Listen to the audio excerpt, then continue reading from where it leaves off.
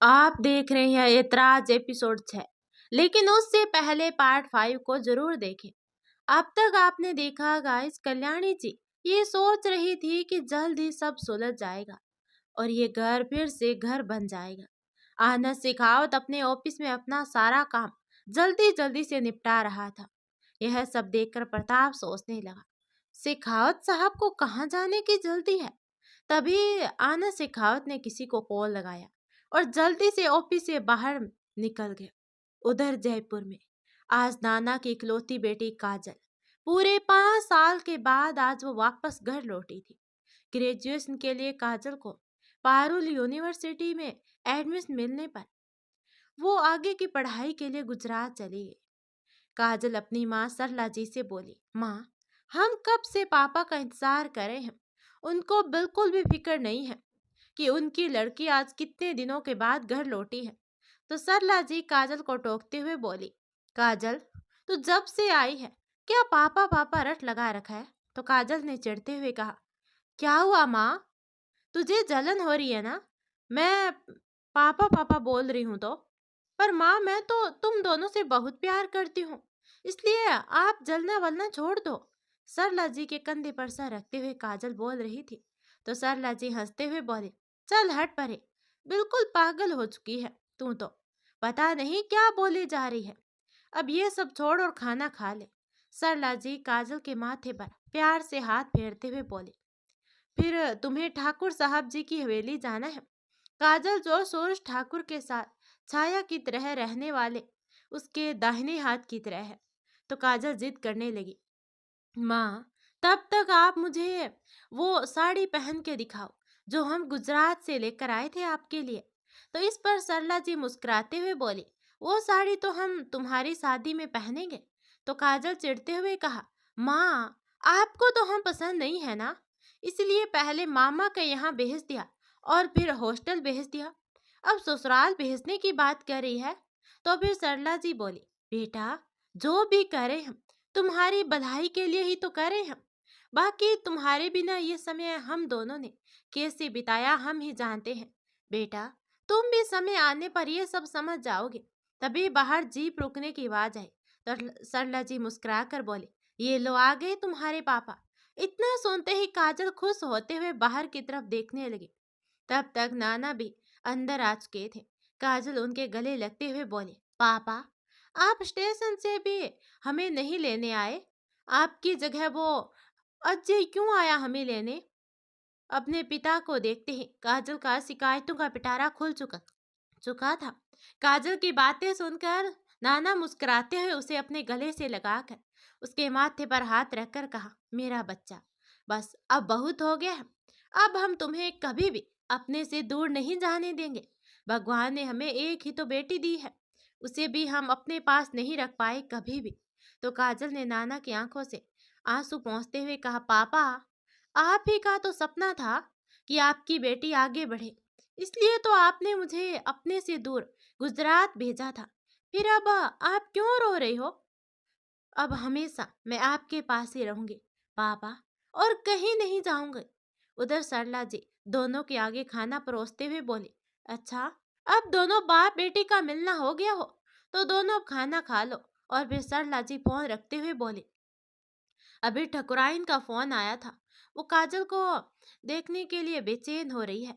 सरला जी काजल के खाना खाने के बाद तैयार होने रूम में जाने के बाद बेचैन होते हुए फिर से नाना से बोले, कभी तो हमें बहुत डर लगता है काजल के लिए, ठकुराइन के प्रेम को देखकर कहीं वो ना हो जाए जो हम सोच रहे हैं। तभी तो ठकुराइन काजल पर इतना पैसा खर्च कर रही है, वरना हमारी कहाँ औकात थी इतने बड़े कॉलेज में पढ़ाने की।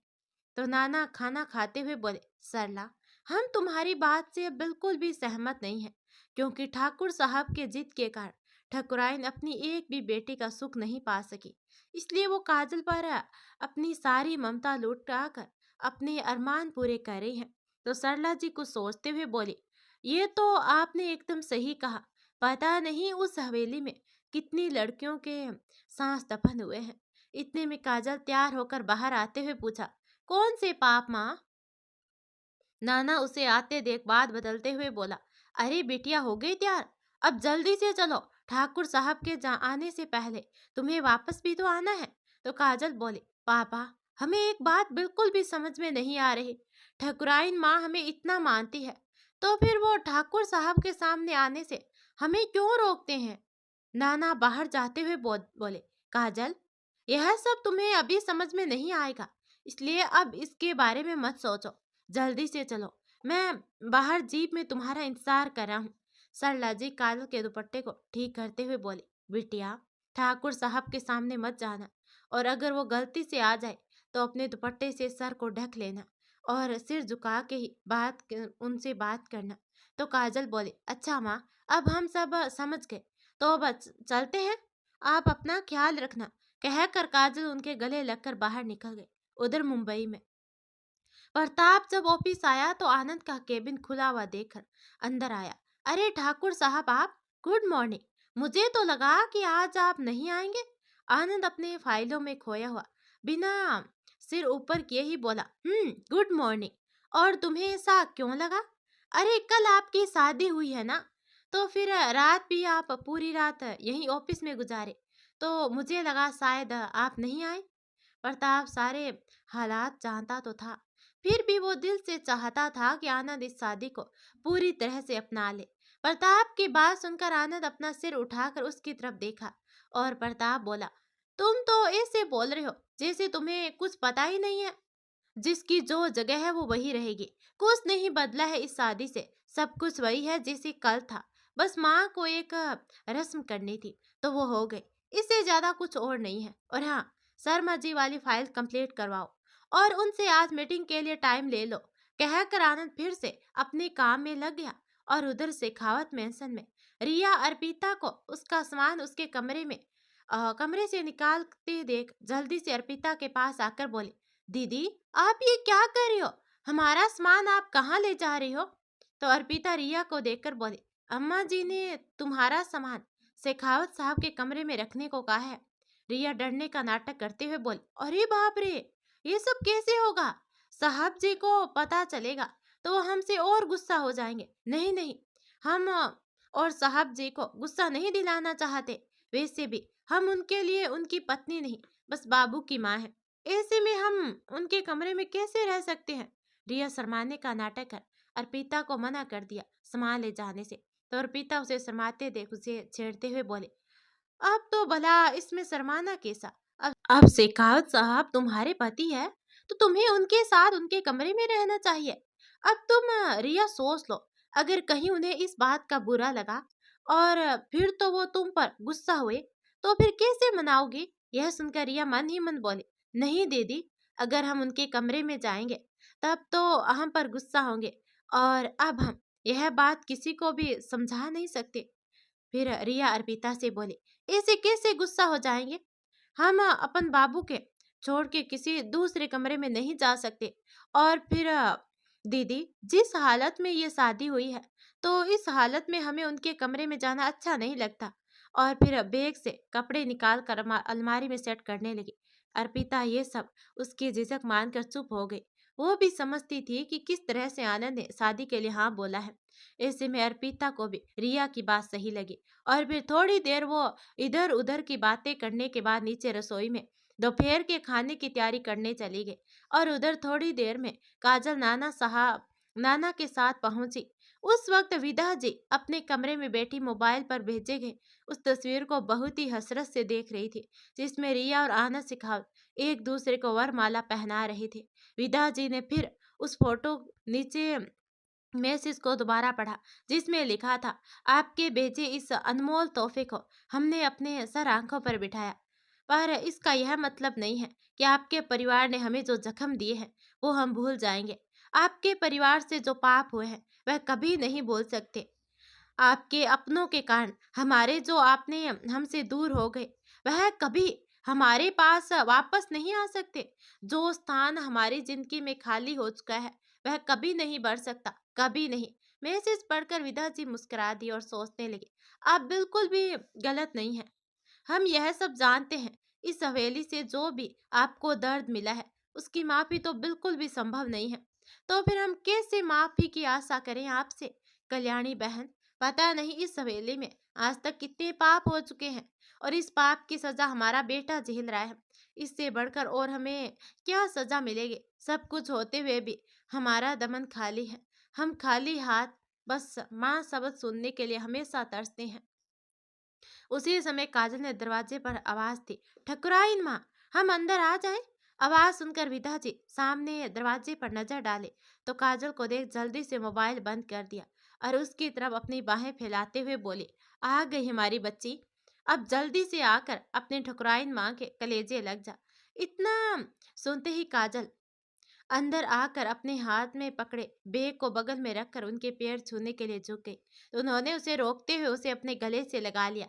बिटिया माँ के पैर नहीं छूती, उसके तो गले लगा ले, उसके बेचैन कलेजे को ठंडक पहुंचाई जाती है। काजल को गले से लगाकर विधा जी की आंखें नम हो गई। कुछ देर उसे यूं ही गले लगाकर अपने बेचैन मन को शांत किया, फिर उसे खुद से अलग करते हुए उसके चेहरे को अपने हाथों में भरते हुए विधा जी बोले, कितनी सुंदर हो गई हमारी बिटिया, पूरे 5 साल के बाद देख रहे हैं हम, हमारी तो नजर ही नहीं। डर लग रहा है कि हमारी काजल बिटिया को हमारी नजर ना लग जाए। और फिर अपनी आंखों के कोरों से काजल निकाल कर उसके कान के पीछे लगा दिया और बोले, भगवान तुम्हें हर बुरी नजर से बचाए। तो काजल बोले, ठकुराइन माँ, आपके रहते हमारे को कोई भी बुरी नजर कुछ भी नहीं बिगाड़ सकती। अच्छा अब रोना बंद करो माँ, माँ की तरह। यह देखो हम आपके लिए क्या लेकर आए हैं गुजरात से। और फिर एक बैग में से एक प्यारा सा पिकॉक ग्रीन और रेड मिक्स सोल निकाल कर उनके हाथ में रख दिया। विदा जी उस सोल को बड़े प्यार से छूकर बोले, अरे यह तो बहुत सुंदर है, बिल्कुल तुम्हारे जैसा। काजल वो सोल लेकर अपने कंधे पर फैला दी, बोली, सोल मैं तो आप बिल्कुल ही मधुबाला जैसे लगते हो। रुको हम एक तस्वीर ले लेते हैं आपकी। और फिर उसके साथ एक सेल्फी ले ली। विदा जी प्यार से उसका गाल छूकर बोले, अच्छा ये बता दूसरे थैले में क्या है? तो काजल बोले, माँ इसमें ठाकुर साहब के लिए तोहफा है। वो हमेशा हमारे लिए गुजरात जाते थे तो तोहफा लेकर जाते थे, इसलिए हम उनके लिए यह तोहफा लेकर आए हैं। काजल शर्माते हुए बोले, पर ठकुराइन माँ हम उनसे बहुत नाराज हैं। और फिर वो विधा जी से ही अपने बाल सखा मोनू की शिकायत करने लगी। यह सुनकर ठकुराइन की आंखें छलक आई। उन्होंने जानबूझकर नाना से उसे कहलवाया था कि मोनू अब ठीक है, ताकि वो यहाँ लौटने की जिद ना करे। क्या हुआ ठकुराइन माँ, आपकी आंखों में आंसू कैसे हैं? अचानक से काजल को कुछ समझ में नहीं आया तो उसकी आवाज लर्ज उठी और बोली, कहीं बाबा हमसे कोई झूठ तो नहीं बोले? विदा जी को चुप देखकर वो छटपटाई और बोली, ठकुराइन माँ कहाँ है मोनू? अपने कमरे में है ना? कहकर काजल उसके कमरे की तरफ दौड़ पड़ी। ठकुराइन काजल को पीछे से रोकने के लिए आवाज देती रही पर उसने नहीं सुना। विदा जी की आंखों में मोनू को देखने के बाद काजल को मिलने वाली तकलीफ के एहसास से फिर से छलक आई। आखिर उन दोनों के ही निश्चल प्रेम की विदा जी गवाह थी। बचपन में ही दोनों गहरी दोस्ती थी। मोनू काजल के 5 साल बड़ा था। ठाकुर साहब के मना करने के बावजूद भी वह उसे अपने साथ खेलने हवेली ले जाया करता था और मोनू काजल को अपने सारे खिलौने भी दे दिया करता था। इकलौता बेटा होने के कारण ठाकुर साहब भी उसकी जिद के आगे चुप हो जाया करते थे, यह सोचकर कि अभी तो बच्चा है, बाद में खुद समझ जाएगा। मोनू काजल के लिए इतना पागल था कि उसका बस चलता तो उसको हवेली में ही अपने साथ रख लेता, पर विदा जी के समझाने पर वह उसे अपने घर जाने देता था। मोनू के जिद पर ही काजल को भी स्कूल में एडमिशन दिलाया गया। धीरे धीरे दोनों बड़े हो गए। 10वीं के बाद मोनू पढ़ने के लिए गुजरात चला गया, पर उसके पीछे काजल की पढ़ाई बंद ना हो उसकी जिम्मेदारी अपनी माँ को देकर गया। उसे डर था कहीं उसके पीछे से उसके पिता काजल की पढ़ाई बंद नहीं करवा दे, क्योंकि उस समय उस गांव में लड़कियों को पढ़ने की छूट नहीं थी। बड़े परिवार की लड़की के नसीब में ही पढ़ाई थी और काजल तो उसके नौकर की बेटी थी। काजल भी मोनू के नाराज होने के डर से बहुत मन लगाकर पढ़ाई करती थी। गुजरात से भी छुट्टियों से लौटने पर मोनू काजल के लिए सारे तोहफे लाया करता था। काजल की 10वीं होने के बाद ठकुराई ने उसे उसके मामा के पास आगे पढ़ने के लिए भेज दिया, पर जब भी मोनू छुट्टियों में गांव आता था तो काजल भी वापस आ जाती और फिर मोनू जाते ही काजल को भी उसके मामा के पास पहुंचा दिया जाता। आखिर ऐसा क्यों होता था वह तो काजल कभी भी समझ नहीं पाई और कभी समझना भी नहीं चाहा। बस मोनू के मिलने और अपनी पढ़ाई जारी रखने की खुशी में ही उलझ कर रह जाती। पर एक बार जब वह छुट्टियों में घर लौटी, तब तक उसके मासूम सी खुशियों की दुनिया में सब कुछ तहस नहस हो चुका था। एक एक्सीडेंट ने मोनू को व्हील चेयर का मोहताज बना दिया था और वो अपनी पिछली जिंदगी भूल चुका था। किसी को भी नहीं पहचानता था, अपनी काजल को भी नहीं। उसकी मानसिक हालात 5 साल के बच्चे की तरह हो गई थी। काजल मोनू की काजल मोनू की ये हालात देखकर बहुत रोई और इससे पहले कि सूरज ठाकुर की नज़र उस पर पड़ती, ठकुराइन के कहने पर नाना ने उसे बहुत समझा बुझाकर गुजरात भेज दिया पढ़ने के लिए।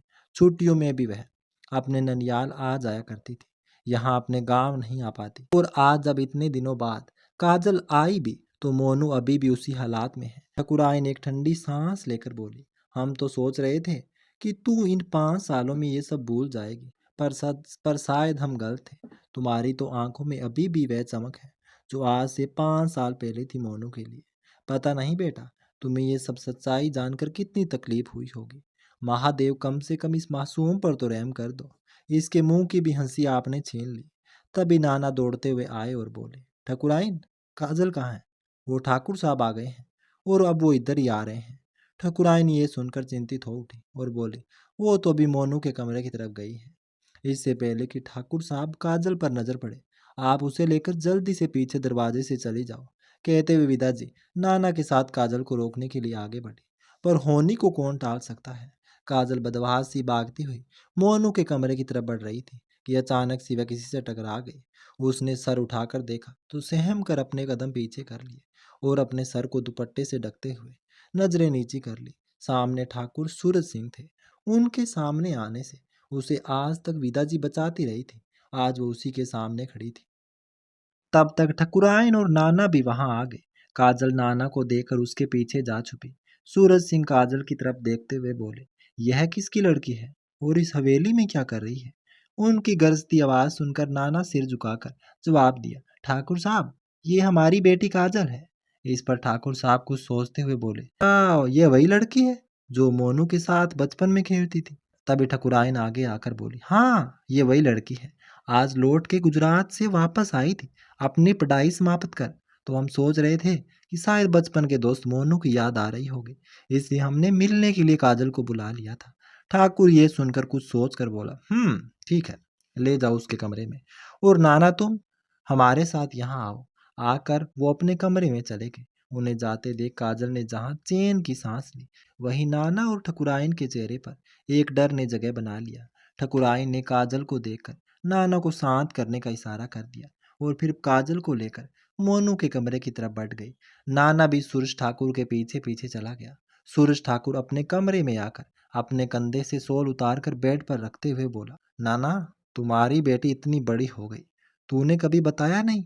नाना ये सुनकर घबरा गया, पर फिर अपनी घबराहट पर काबू पाकर धीरे से बोला, वो ठाकुर साहब, वो अपने मामा के पास ही रहती है, फिर वहीं से गुजरात चली गई आगे की पढ़ाई के लिए। तो ठाकुर साहब बोले, अरे तो इसमें घबराने की क्या बात है। ठाकुर साहब उसकी घबराहट भांप गए थे। देखो, हमें मालूम है वह मोनू को बहुत पसंद करती है। मेरे ख्याल से बच्चों की खुशी के लिए दोनों की शादी करवा देते हैं। तुम्हारी लड़की भी तो अभी शादी करने के लायक हो चुकी है। तभी नाना बोले, पर ठाकुर साहब, ये तो मैंने सपने में भी नहीं सोचा था कि ठाकुर साहब ऐसी बात भी बोल सकते हैं। लेकिन इसके पीछे की सच्चाई भी अच्छी तरह से जानता था। ठाकुर साहब बोले, आज ही दोनों की शादी की तैयारी कर लो, कल दोनों बच्चों की शादी करवा देते हैं। और तुम मोनू की चिंता मत करो, डॉक्टर बोल रहे हैं कि मोनू जल्दी ही ठीक हो जाएगा। तुम तो अभी खुद तुम्हें तो अभी खुश होना चाहिए नाना कि तुम्हारी बेटी इस हवेली में ठकुराइन बनकर राज करेगी। अब जाकर ठकुराइन को यह खुशखबरी सुना दो। ठाकुर साहब की आंख में इस वक्त अलग ही कुछ मिले जुले भाव थे और चेहरे पर एक कुटिल मुस्कान थी। एक पल को तो नाना सहम गया उनकी बात सुनकर सुनकर कि कहीं उन्हें कुछ पता तो नहीं चल गया। अपनी बेटी की शादी की बात सुनकर अभी वो सदमे में था कि ठाकुर ने ये बात बोलकर उसके सिर पर एक बम जैसा फोड़ दिया था। वह अंदर ही अंदर वाले तूफान का सोच कर कांप उठा और ठाकुर का इशारा पाकर वह कमरे से बाहर निकल गया। काजल जी विदा के साथ मोनू के कमरे में पहुंची तो बिस्तर पर चुपचाप लेटे हुए मोनू को देखकर उसका जी भर आया और आंखें नम हो गई। विदा जी काजल की नम आंखों को देखकर बोली, 5 साल से ऐसे ही बिस्तर पर सिमट कर रह गया। डॉक्टर कह रहे हैं इसके पैर तो कुछ दिनों में ठीक हो जाएंगे, पर दिमाग की हालात तो पता नहीं कब ठीक होगी। और फिर मोनू के पास जाकर उसे बिस्तर से उठाकर उसके पीछे तकिया लगाकर उसे बिठा दिया और बोली, देखो तो बाबू, तुमसे मिलने कौन आया है? तुम्हारे बचपन का दोस्त काजल। ये सुनकर मोनू उसकी तरफ पहले तो गौर से देखा, फिर हंसने लगा। माँ, ये तो बहुत बड़ी लड़की हुई। हम छोटे बाबू, फिर ये कैसे हमारी दोस्त हुई? इस पर ठकुराइन कुछ बोलती, तब तक काजल खुद आगे आकर बोली, छोटे ठाकुर साहब, हम तो आपको अपना दोस्त ही मानते हैं। हम आपके साथ हमेशा खेले हैं। इस पर मोनू धीरे से उसकी तरफ हाथ बढ़ाया, पर तुरंत अपना हाथ वापस खींचकर अपनी आंखों को जोर से बंद कर चिल्लाने लगा, नहीं नहीं, बचाओ माँ, हमें बचा लो, ये हमें मार देगी। काजल उसकी हालात देखकर सहम कर अपने कदम पीछे खींच लिए। विदा जी यह देखकर आगे आकर मोनू को थाम ली, तो वो उनके आंचल में खुद को छुपा लिया और बोला, माँ, ये लड़की मार देगी हमें। उसकी बात सुनकर काजल की आंखों में रुके हुए आंसू बह निकले।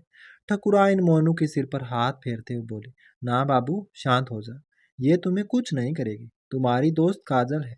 देखो तो, तुम्हारे डरने से ये भी रोने लगी। इस पर मोनू डरते डरते अपनी नजरें उठाकर काजल की तरफ देखा, तो उसकी आंखों में आंसू देखकर बोला, माँ, ये तो सच में रो रही है।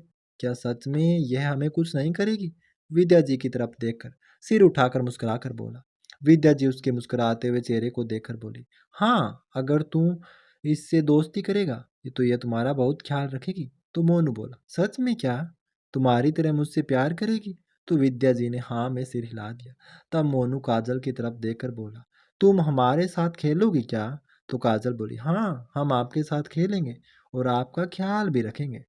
बस आप हमारे को देखकर ऐसा मत किया करो, हम आपके दोस्त हैं। मोनू को शांत देखकर काजल हिम्मत करके उसके पास आई और फिर अपना हाथ उसकी तरफ बढ़ाते हुए बोली, आप हमें देख चुके हैं, हम आपका कुछ नहीं बिगाड़ेंगे। तो मोनू इस पर डरते डरते काजल को अपनी उंगली से छुआ, फिर उसके हाथ को पकड़ लिया, तो काजल मुस्कुरा दी। तो मोनू बोला, माँ, ये तो सच में हमें नहीं मारती, मतलब ये सच में हमारी दोस्त है क्या? वो खुशी से बच्चों की तरह ताली बजाकर हंसने लगा। काजल और विदा जी ये देखकर मन ही मन रो दी, एक दूसरे से अपनी रुलाई छुपाकर एक दूसरे को देखकर मुस्कुरा दी। फिर काजल को उसके पास छोड़कर विद्या जी बाहर चली आई, जहाँ नाना उनका इंतजार कर रहा था। विद्या जी नाना के उतरे हुए चेहरे को देखकर बोले, क्या हुआ? क्या कर ठाकुर साहब ने? नाना ने अपना सिर झुकाकर दुख भरे लहजे में कहा, ठाकुर साहब काजल की शादी छोटे साहब से करना चाहते हैं और ये शादी कल ही होगी। यह सुनकर विद्या जी ने अपनी आंखें बंद कर ली और बोली, क्या तुम्हारी इच्छा है? इस पर नाना कुछ नहीं बोले, बस सिर झुकाए चुपचाप खड़े रहे। विदा जी की कभी यह मन की ख्वाहिश हुआ करती थी, पर इस समय के हालात को देखकर अब इस ख्वाहिश के पूरा होने की कोई संभावना नहीं बची थी। लेकिन अभी तुरंत काजल के साथ मोनू को सामान्य होता देख तो विदा जी के मन में थोड़ी देर के लिए फिर से लालच हो गया था। पर नाना की मंजूरी के बिना ये सब नहीं हो सकता था। नाना को इस तरह से सिर झुकाए खड़ा देखकर अपने अंदर ही अंदर अपने आंसू को रोककर विदा जी बोली, नाना, इतना भी सर मत झुकाओ जो कि कभी उठ ना सके। आपने तो पहले ही इस हवेली के खातिर बहुत कुछ कर दिया है, तो काजल की रक्षा मैं करूंगी, इसकी जिम्मेदारी मेरे हाथ में दे दो। पर ठाकुर साहब के आगे हम तुम्हें उनके गुलाम बनने से तो नहीं बचा सके, पर अब और नहीं। इस शादी के पीछे ठाकुर साहब का स्वार्थ हम अच्छी तरह से जानते हैं। हम अपने जीते जी ये अनर्थ कभी नहीं होने देंगे। इतना दिन तो चुप रह लिए, पर अब नहीं। अब हमारे मोनू के प्यार का सवाल है, उसकी अमानत की इज्जत का सवाल है। इतना दिन तो हम चुप रह लिए, पर अब नहीं। अगर ये अनर्थ हो गया तो हम मोनू को क्या जवाब देंगे? जब वो सही होगा, मोनू हमसे सवाल करेगा कि माँ, आपने काजल की रक्षा क्यों नहीं की? और फिर विदा जी बोले, सुनो, एक काम करो नाना, काजल को यहाँ से दूर उसके मामा के पास भेज दो। वहां ठाकुर साहब उसका कुछ नहीं बिगाड़ पाएंगे। और थोड़ी देर बाद नाना काजल को लेकर घर वापस आ गए। नाना के जाने के बाद विदा जी सूरज सिंह के सामने आकर खड़ी हो गई और बोली, आपने आज नाना को क्या कहा? जो उनके चेहरे पर और दिन की अपेक्षा आज कठोरता थी। फिर विद्या जी दोबारा बोली, आप बोल क्यों नहीं रहे? सूरज ठाकुर विद्या जी को नजरअंदाज करते हुए बिस्तर पर लेट गए। विद्या जी फिर बोली, हम आपसे कुछ पूछ रहे हैं। वो उनके सामने जाकर खड़ी हो गई। तो ठाकुर साहब ने मुस्कुराते हुए कहा, अरे, जब सब कुछ सुन लिया है तो फिर दोबारा क्यों पूछ रही हो? तो विदा जी बोली, आप अच्छी तरह से जानते हैं मोनू की हालात क्या है। अब यह शादी के लायक नहीं है, बिल्कुल भी। तो फिर यहाँ पाप क्यों ले रही हो? सूरज ठाकर करवट लेते हुए बोले, अब बहुत हो गया। चुपचाप से कल की शादी की तैयारी करो और कल जयपुर जाकर जितना गहना और कपड़ा चाहिए वह काजल को दिलवा देना। पर यह शादी तो कल होकर ही रहेगी, इस शादी की कोई नहीं रोक सकता। अच्छा, अब जाओ यहाँ से, मुझे कुछ देर आराम करना है। विद्या जी उनकी बात सुनकर हैरान हो गई। वो परेशान होकर कमरे से बाहर निकल गई। उनके जाने के बाद सूरज सिंह पलटकर दरवाजे की ओर देखा और बोला, ठकुराइन ठकुराइन, आप भूल गई है, हम सूरज ठाकुर हैं। और फिर हंस दिया। उधर नाना घर पहुंचा तो काजल सीधे अपने कमरे में चली गई और वो मोबाइल से किसी से बात कर रही थी। तभी सरला जी और नाना काजल के कमरे में आए और बोले, काजल जल्दी से अपना सामान पैक कर, क्योंकि तुम्हें अभी जाना पड़ेगा यहाँ से। सरला जी उसका बैग नीचे उतारते हुए बोली। काजल उनकी आवाज सुनकर बाद में बात करने का बोल कॉल डिस्कनेक्ट कर दी और बोली, माँ, अब हमें इस वक्त कहाँ जाना है? ऐसा क्या हो गया है माँ? काजल अपनी माँ को बैग खोलते देख हैरान होकर बोली, सब ठीक तो है ना माँ? तभी सरला जी अपनी भीगी हुई आंखों को पोंछते हुए बोली, कुछ ठीक नहीं है, तू ज्यादा सवाल मत कर, बस चुपचाप से अपने मामा के यहाँ चली जा। काजल हैरानी से बोली, माँ, पहले ये तो बता दो, फिर मामा के यहाँ जाना क्यों है? अभी तो हम वहां से आए हैं आप लोगों के साथ रहने के लिए। काजल को कुछ समझ नहीं आ रहा था, तो वो बोली, पापा आप बताओ ना क्या बात हुई? तो फिर कुछ सोचते हुए बोले, एक मिनट, कहीं ठाकुर साहब तो हमें दूर भेजने की कोई वजह नहीं बन चुके? पापा, आपकी क्या बात हुई ठाकुर साहब से? ठाकुराइन माँ भी कुछ परेशान लग रही थी ठाकुर साहब के आने के बाद। तभी नाना नजर चुराते हुए बोले, बेटा, ठाकुर साहब के नजर तुम्हारे ऊपर पड़ गई है, हम चाह कर भी तुम्हें उनसे बचा नहीं सकते, इसलिए हम तुम्हें यहाँ से दूर भेज रहे हैं। तभी काजल उन्हें नजरें चुराते हुए देखकर बोली, मतलब पापा क्या बात हुई, आप खुलकर बताइए ना। बेटा, ठाकुर साहब आपकी शादी मोनू के साथ करना चाहते हैं। नाना की आंखों में आंसू आ गए। काजल ये सुनकर हैरान होते हुए बोली, पापा, क्या सच में ठाकुर साहब ये चाहते हैं? पर पापा, ये तो बहुत खुशी की बात है। ये सुनकर काजल को बहुत खुशी हुई, पर उन लोगों के उतरे हुए चेहरे को देखकर उसे अब ये समझ नहीं आ रहा था कि माँ और पापा मोनू के लिए उसके मन के भाव को अच्छी तरह से जानते हैं। फिर भी जब सामने से ठाकुर साहब उन दोनों की शादी को कह रहे हैं, फिर वो इससे पीछे क्यों हट रहे हैं? तभी काजल बोली, माँ पापा, कहीं आप मोनू की हालात की वजह से तो पीछे नहीं हट रहे? पापा, आप ये सब बोल रहे हो, उनके कारण ही तो हम पढ़ सके। पापा, क्या हम उसके लिए इतना भी नहीं कर सकते? वो अपनी माँ के पास आकर उनके हाथ को थाम कर शर्माते हुए बोली, माँ, आप तो जानते हो, तो फिर क्यों हम इतराज करेंगे? क्या मोनू आप सबको पसंद नहीं है? इस पर नाना काजल को रोकते हुए बोले, नहीं बच्चा, हमें सब पता है, मोनू से तुम्हारी शादी होगी तो हमें कोई इतराज नहीं है। हमारे लिए तो बहुत खुशी की बात है कि हमारा बच्चा बहुत खुश है मोनू से शादी करके। तो काजल बोली, पापा, फिर क्या बात हुई जो आप हमारे यहाँ से भेज रहे हैं? पहले तो हम छोटे थे तो हम समझ नहीं पाते थे, पर अब हमें लगा कोई तो बात है इसके पीछे। पापा बताओ, इसके पीछे क्या बात है? तभी बाहर से आवाज आई, नाना नाना, बाहर आओ। आवाज सुनकर नाना उन दोनों को गाड़ी के अंदर ही रहने का बोलकर बाहर निकल आया और बोले, क्या बात हुई, इतना चिल्ला क्यों रहे हो? तभी अजय नाना को ठाकुर साहब का संदेश सुनाते हुए बोला, नाना ठाकुर साहब, आप सबको हवेली में बुला रहे हैं। तभी नाना परेशान होकर बोले, पर हम तो अभी अभी वहां से आए हैं, अब इतनी देर में ऐसा क्या हो गया? तो अजय बोला, वो तो हमें नहीं पता, पर नाना आप अभी काकी और काजल को लेकर जल्दी चलो। ये आदेश सुनकर नाना के माथे पर से पसीना छलक आया। अंदर काजल की माँ ने भी काजल को अपने सीने से लगाकर बेआवाज रोने लगी। न चाहते हुए भी थोड़ी देर में सबको हवेली जाना पड़ा। ठकुराइन उन्हें देखकर जल्दी से उनके पास आई और नाना को इशारे से पूछा, तो नाना ने अजय की तरफ इशारा कर दिया। ठकुराइन को अब समझ नहीं आ रहा था कि ठाकुर क्या बोल रहे हैं। ये शादी कोई नहीं रोक सकता। फिर विदा जी ने भीगे मन से काजल को अपने सीने से लगा लिया। फिर कुछ देर बाद वहां कपड़े और गहने का ढेर लग गया। सूरज ठाकुर ने काजल से कहा, इन सब में आपको जो पसंद है वह सब आप ले सकती हो काजल। फिर अजय को उन सब पर नजर रखने का बोल वहां से चला गया। काजल को ये सब देखकर हैरान थी। मोनू से शादी की बात से उसे खुशी तो हो रही थी, पर साथ ही अपने माँ और पापा को और फिर ठकुराइन की आंख में आंसू देखकर उसे हैरानी भी हो रही थी। और कुछ देर बाद कपड़े गहने पसंद करने के बाद लोग घर लौट गए। पूरे घर का माहौल ऐसा लग रहा था जैसे कोई मातम मनाया जा रहा हो। घर के बाहर पहरा बैठा दिया गया था ताकि कोई भाग न सके। नाना ये सब देखकर बहुत ज्यादा दुखी हो रहे थे। अज्जी उनके दर्द को समझ रहा था और बोला, नाना, जब आप ये सब जानते हैं तो फिर काजल को वापस क्यों आने दिया? नाना ये सुनकर कुछ नहीं बोले, वह सामने देखते रहे। तो अजय दांत पीसते हुए बोला, पता नहीं नाना, इस बुढ़ापे में भी ठाकुर साहब को इतनी गर्मी क्यों चढ़ रही है।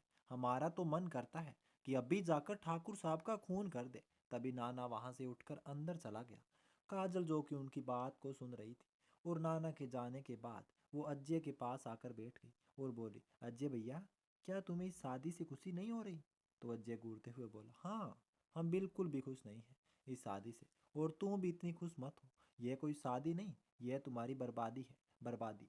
काजल को अभी भी लगता था कि सब मोनू के हालात के कारण इस शादी के खिलाफ है और वो बोली, पर भैया, हम ये कह रहे हैं मोनू जल्दी ही ठीक हो जाएगा। तो अजय ने उसे फिर से झिड़कते हुए कहा, पर तब तक तू बर्बाद हो जाएगी, समझी?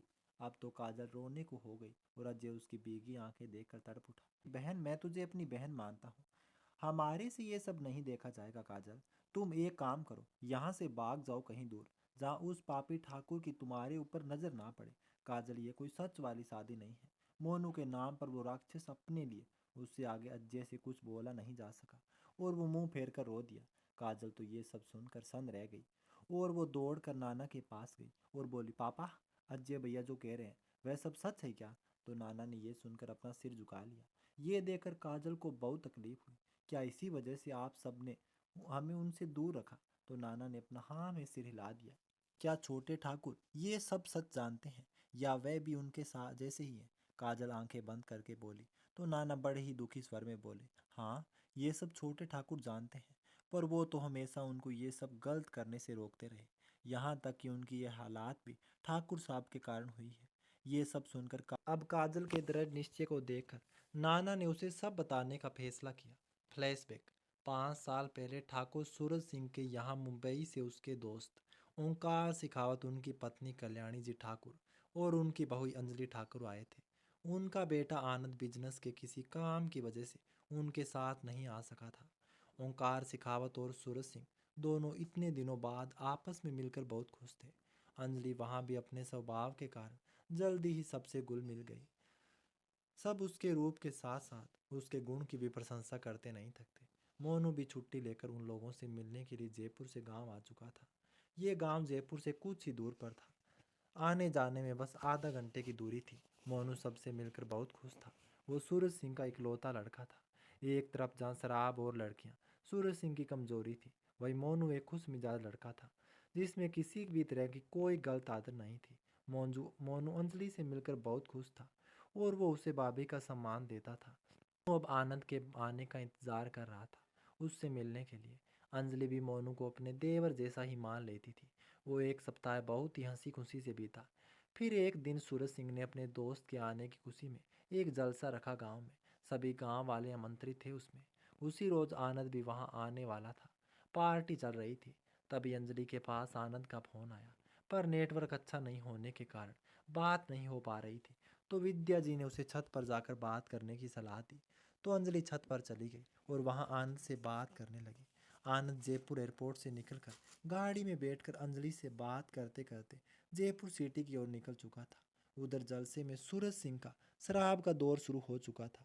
ओंकार सिखाव शराब नहीं पीते थे, तो वो बस उन लोगों को ज्वाइन कर चुपचाप बैठे थे। मोनू भी वहीं बैठकर अपना मोबाइल चला रहा था।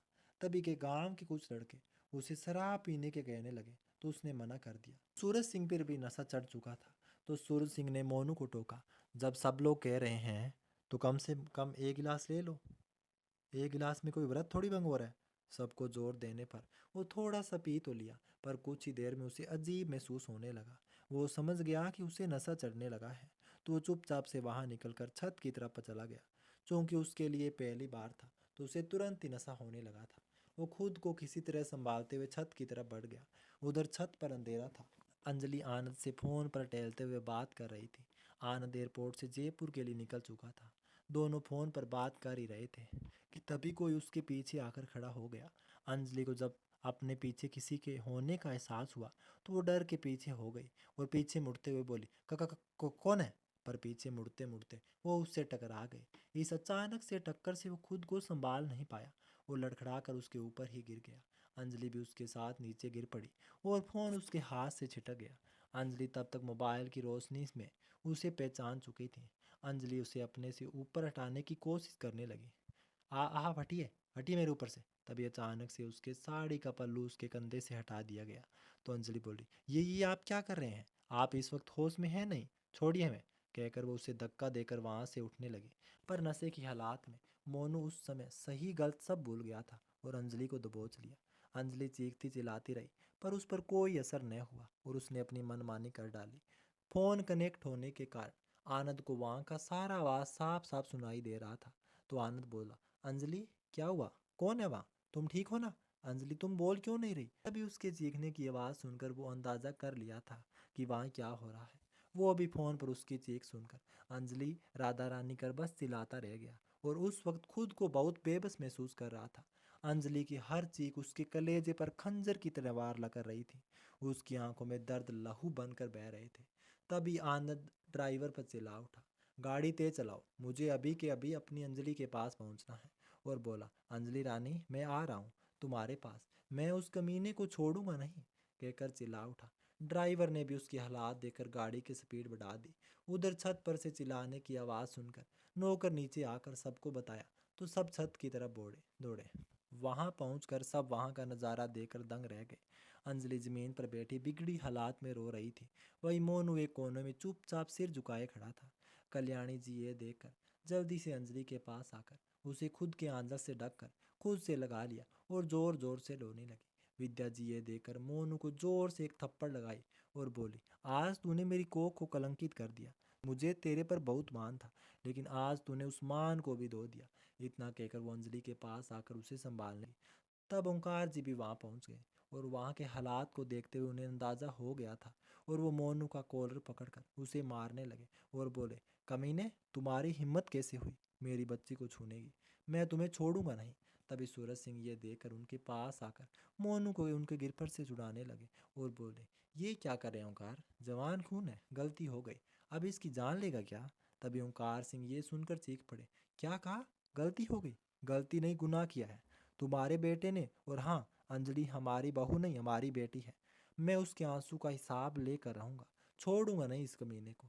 कहकर वो सूरज सिंह से अपना हाथ उड़ाते हुए फिर से मोनू की तरफ बढ़े पर खुद को संभाल नहीं पाए और रेलिंग से उनका पैर फिसल गया। वहीं दूसरी तरफ मोनू का सारा नशा तब तक उतर चुका था। उसने ओंकार जी को गिरते देख उन्हें पकड़ने के लिए जैसे ही हाथ बढ़ाया तो वो लड़खड़ा कर उनके साथ ही नीचे गिर गया। ये देखकर सूरज सिंह जोर से चिल्लाए, मोनू, और फिर नीचे की तरफ दौड़। तब तक कल्याणी जी भी अंजलि के कपड़े ठीक कर चुकी थी और अंजलि ओंकार को गिरते हुए देख ली।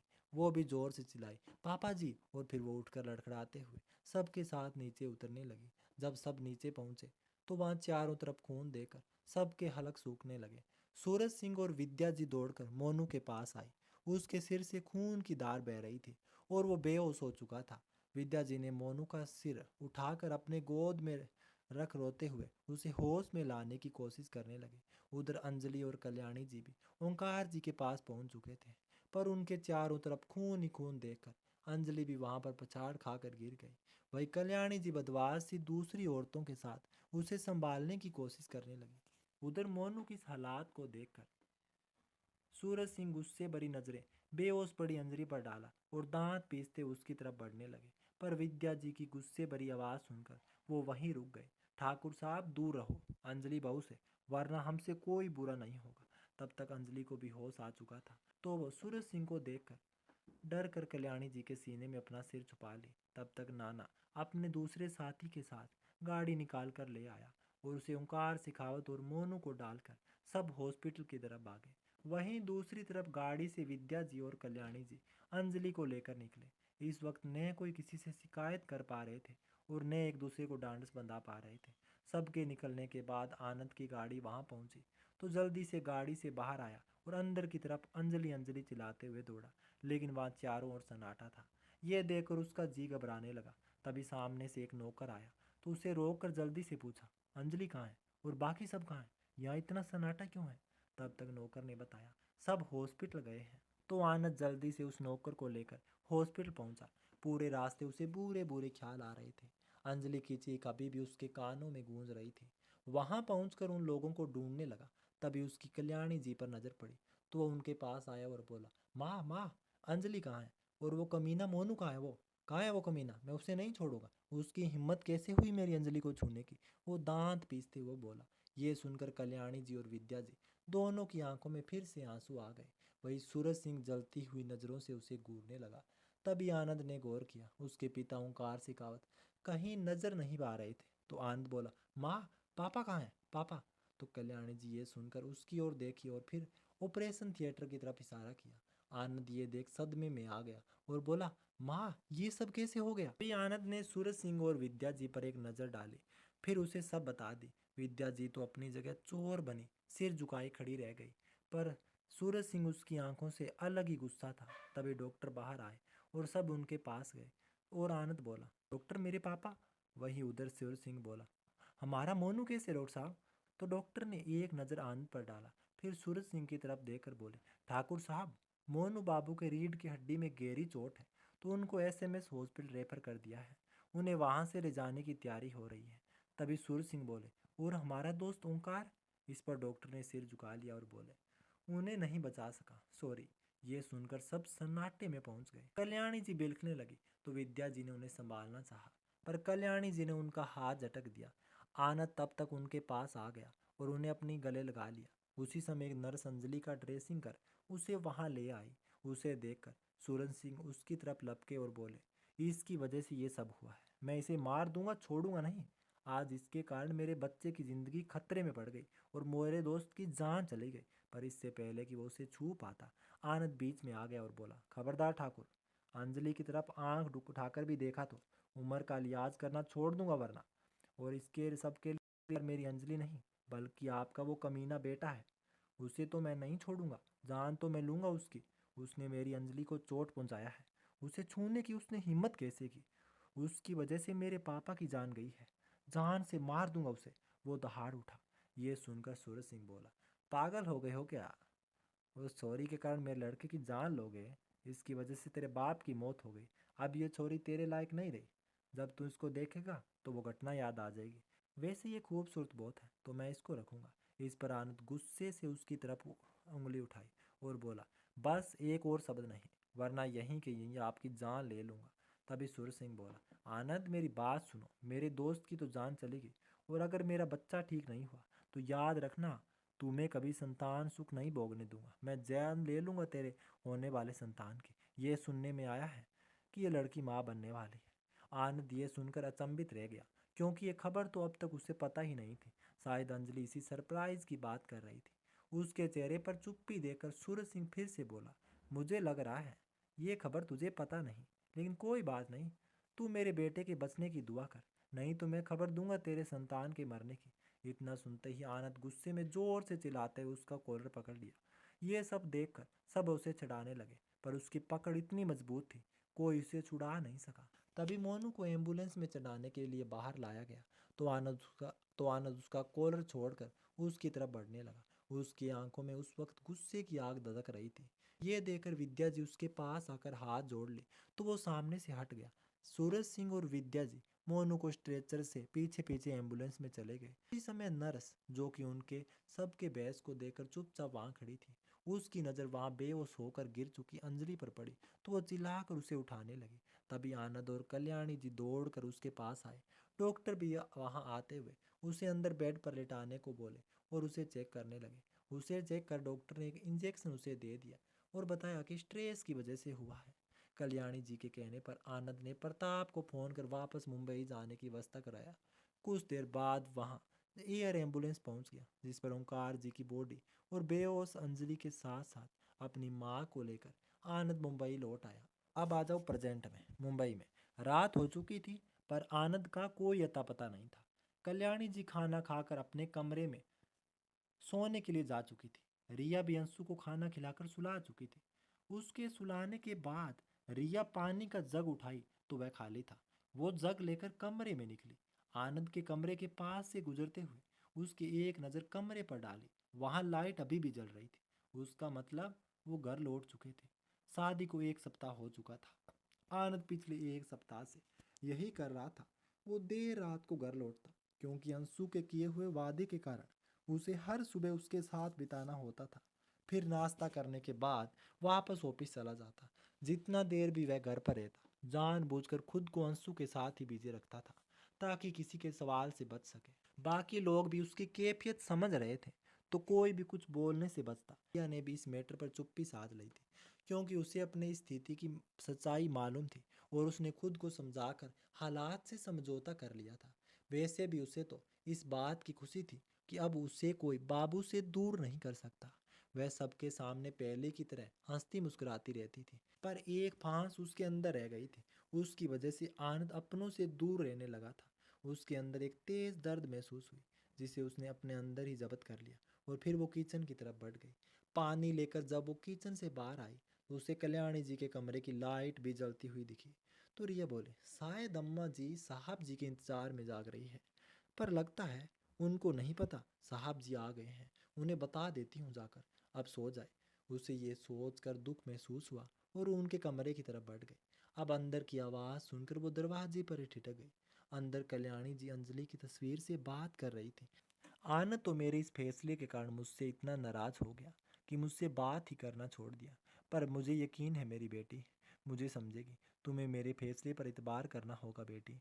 बेटा, मुझसे उसका अकेलापन देखा नहीं जा रहा था। वो बोलता नहीं था, पर वो बहुत तकलीफ में था। मैं कब तक उसके साथ रहती। उम्र के इस दौर में पहुंच चुकी हूँ, कभी भी बुलावा आ सकता है। ऐसे में मेरे बाद आनंद और अंशु का क्या होगा? तो अंशु को रिया अच्छे से संभाल ली थी, पर बिना इस रिश्ते के अब इस घर में रहती तो आज न कल कोई न उसे उसके लेने आ जाता।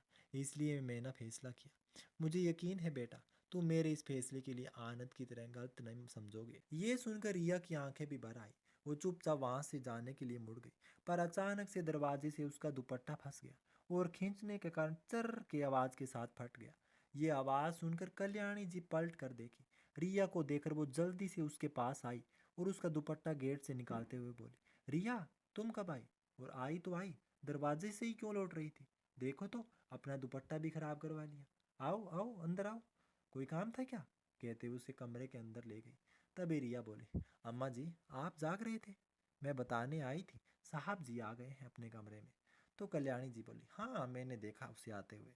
अच्छा बेटा, एक बात मुझे सच सच बताना कि क्या तुम इस रिश्ते से खुश हो? कल्याणी जी उससे पूछने लगी। इस पर रिया ने अपने हाथ में पकड़ा हुआ जग साइड में रखा, फिर उनके पैर के पास बैठते हुए बोली, अम्मा हम खुश है या नहीं ये बात नहीं है, पहले आप ये बताओ, आप मुझे सच में बहू मानती हो या नहीं? तो कल्याणी जी रिया के अचानक से इस सवाल पर चौंक गई और बोली, क्या तुम्हें इसमें कोई संदेह है बेटा? तभी रिया बोली, हमें कोई संदेह नहीं है माँ, पर हम आपके मुंह से सुनना चाहते हैं। आप बोलो ना माँ जी, क्या सच में आप मानते हैं? तभी कल्याणी जी बोली, हाँ बेटा, मैंने तुम्हें अपने मन से माना है। तभी तो तुम्हें अपने बेटे की अमानत अपनी अंशु को तुम्हें सौंप दिया है। वो उसके सर पर हाथ रखकर बोली। तो रिया बोली, अम्मा आपने हमें बताया नहीं कि अंजलि दीदी और बाबूजी के साथ जयपुर में क्या हुआ था, जिससे इस हंसते खेलते परिवार के ये हाल हो गए। रिया कल्याणी जी का हाथ पकड़कर बोली। तभी कल्याणी जी रिया को देखने लगी। तो रिया बोली, बताइए ना अम्मा जी, हम भी इस परिवार के हिस्से हैं। इस नाते परिवार के हर सुख दुख में हमारी भी साझेदारी है। इसलिए हम ये जानने का हक है कि ऐसा क्या हुआ था कि साहब जी ऐसे हो गए। सीमा भाभी बता रही थी कि साहब जी 5 साल पहले ऐसे नहीं थे। अब रिया कल्याणी जी के सामने जिद करने लगी। तभी कल्याणी जी उसके तर्क के सामने हार गई और उसे कहानी बताने लगी, जो नाना जयपुर में अपनी बेटी काजल को सुना रहा था। फ्लैशबैक। जयपुर केस में पहुंचकर सारे टेस्ट के बाद मोनू का ऑपरेशन हुआ, पर डॉक्टर ने बताया कि स्पाइनल कॉर्ड में चोट लगने की वजह से मोनू का नीचे का हिस्सा पैरालाइज हो गया था और सर के चोट का असर तो उसके होश में आने पर ही पता चलेगा। ये सुनते ही विदा जी का सिर चकरा गया। तो नाना और उसकी पत्नी उन्हें संभाल लिया और बोले, ठाकुर साहब संभालो खुद को, ये इस बाबू ठीक हो जाएगा। तभी विद्या जी बोले, पता नहीं नाना, ये सब क्या हो गया है, पता नहीं किसकी नज़र लग गई है मेरे बच्चे को। इतना कहकर विद्या जी रोने लगी। अब नाना की पत्नी सरला जी उन्हें संभाल रही थी। अब तो सूरज सिंह भी लड़खड़ा गए। नाना ने आगे बढ़कर उन्हें भी संभाल कर बैठा दिया। दूसरे दिन मोनू को होश आया, लेकिन सिर में चोट होने की वजह से सब कुछ भूल चुका था। वो खुद को एक 5 साल का बच्चा समझने लगा था। विद्या जी और सूरज सिंह दोनों अपने बच्चे की ऐसी हालात देखकर रोने लगे। तभी विद्या जी बोले, डॉक्टर ये सब क्या हो गया? मोनू तो छोटे बच्चे की तरह कर रहा है। तभी डॉक्टर बोला, देखिए देखिए, सर में चोट लगने की वजह से कभी कभी ऐसा हो जाता है, पर निराश मत होइए, इसके ठीक होने की भी संभावना है। और फिर उन्हें मुंबई के एक डॉक्टर के बारे में बताया और बोले, आप मुंबई जाकर इनसे मिल लीजिए, ये स्पाइनल कोर्ड के ट्रीटमेंट के बेस्ट हैं। उनके पास ऐसे कई केसेस ठीक हो चुके हैं। ऐसा कीजिए, जैसे ही आपके बेटे की सर्जरी में आराम हो जाता है, आप उन्हें लेकर वहाँ चले जाइए और फिर उनसे बात कर लूँगा और आपको बेस्ट न्यूरोलॉजिस्ट के बारे में बता देंगे। तो सूरज सिंह बोले, ठीक है डॉक्टर, वैसे भी मैं मुंबई जाने वाला था। ये बात सूरज सिंह कठोर भाव में बोले। ये सुनकर विद्या जी कांप उठी। उधर मुंबई पहुंचकर आनंद ने अपने पिता का अंतिम संस्कार किया। कल्याणी जी अपने कलेजे पर पत्थर रखकर जैसे तैसे अंजलि को संवार रही थी। अंजलि के माँ पापा भी आ चुके थे। सब उसे संभालने की कोशिश कर रहे थे, पर वो बार बार बेहोश हो जा रही थी। और फिर जैसे ही उसके कान में सूरज सिंह की बातें गूंजती रही, उसी की वजह से ओंकार शेखावत की मौत हुई और जोर जोर से चिल्लाने लगी, माँ माँ, मेरी वजह से पापा की जान गई। मैं जिम्मेदार हूँ, मैं जिम्मेदार हूँ उनकी मौत की। ठाकुर साहब, मैंने सबको बहुत दुख किया है, दुख पहुंचाया है। आपसे आपके पापा को छीन लिया, आप सबकी गुनहगार हूँ।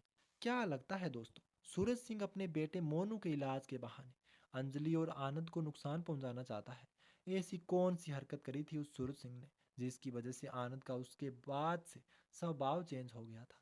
ये जानेंगे कहानी के पार्ट 7 में। अगर आप चाहते हैं कहानी का पार्ट 7 आते ही पता चल जाए, तो एक काम करना, घंटी वाला सब्सक्राइब करके